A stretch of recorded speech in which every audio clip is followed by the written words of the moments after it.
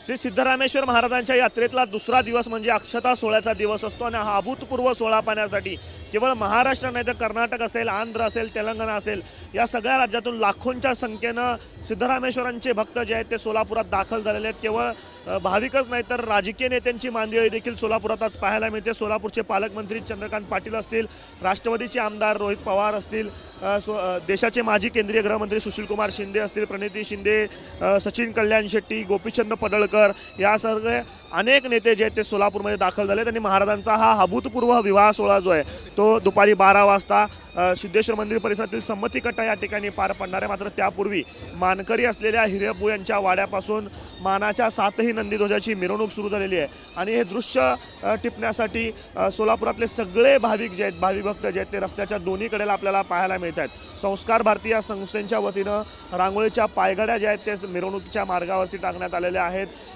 ज्याप्रमाणे आख्यायिका आहेत त्यानुसार सिद्धरामेश्वर महाराजांच्या योगदंडाचा विवाह जो आहे तो या यात्रेच्या निमित्तानं पार पडत असतो आणि दुपारी 12 वाजता कुंभार कन्येचा प्रतिकात्मक विवाह सोहळा जो आहे तो या यात्रेच्या निमित्तानं पार पडत असतो आणि आपण या ठिकाणी बघताय की हेच ते योगदंड आहे ज्याचा प्रतिकात्मक विवाह सोहळा जो आहे तो या यात्रेच्या निमित्तानं पार पडत असतो।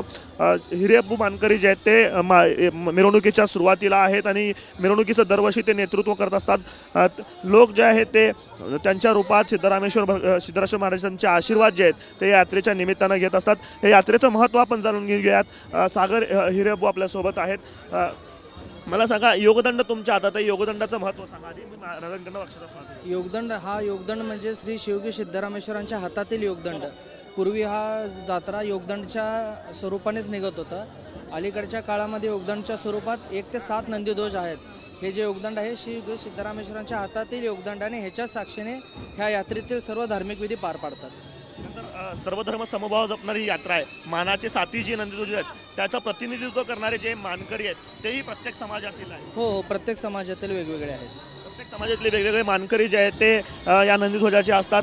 आजचा दुसरा दिवस जो आहे तो महाराज अक्षता सोहळ्याचा दिवस असतो। अक्षता सोहळ्याच्या दिवसाचं कसं महत्त्व सांगा। आज 14 जानेवारी 2024ला दुसरा दिवस, शिवगी सिद्धरामेश्वरांचा दुसरा दिवस, यात्रेची दुसरा दिवस आहे।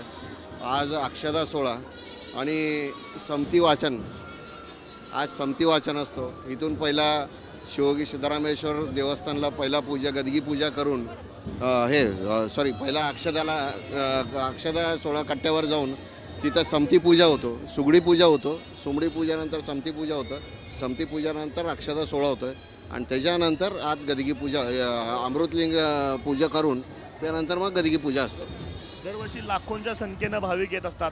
भाविकांची गर्दी दरवर्षी वाढतच चाललेली आहे। दरवर्षी पहिला जे सगळ्याकडनं महाराष्ट्र कर्नाटककडनं येत होते, आता आंध्रा, तमिळनाडू, इकडनं गुजरातकडनं येतात, MP मधनं येतात, काही लोक आम्ही दिल्लीकडनं बघितलेलं आहे।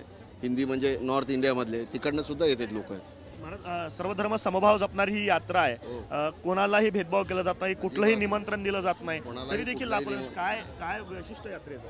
सिद्धरामेश्वरांची जी हे होते किंवा सर्वधर्म समभाव म्हणून की सगळे आपले वीर सनातन धर्मामधले जेवढे बी जाती आहेत हे सगळे एकत्र येऊन ही जत्रा करावं, ही त्यांची पहिल्यापासून त्यांची हे होती।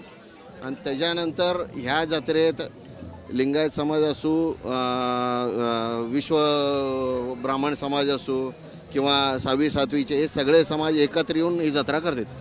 धर्म समभाव जपणारी ही यात्रा आहे। सिद्धेश्वर महाराजांच्या यात्रेच्या मंदिराच्या बाजूला जे तलाव आहे त्या तलावाची निर्मिती करताना देखील सर्व लोकांना सोबत घेऊन जे ते सोलापूरकरांची तहान भागावी यासाठी या तलावाची निर्मिती करण्यात आली होती आणि महाराजांच्या 7ही नंदीध्वजांची मिरवणूक जी आहे ती हिरेबू वाड्यापासून सुरू झालेली आहे। सुरुवातीला पालखी आहे आणि महाराजांच्या पालखीचं दर्शन घेण्यासाठी, नंदीध्वजाचं दर्शन घेण्यासाठी हजारोंच्या संख्येनं सोलापूरकर नागरिक जे आहेत ते रस्त्याच्या दोन्ही कडेनं उभे असलेलं आपल्याला चित्र पाहायला मिळेल।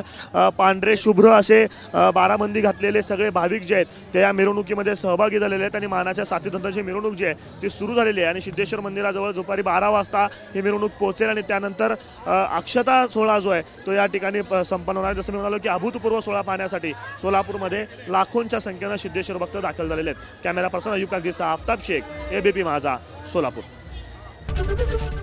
ABP माझा, उघडा डोळे बघा नीट।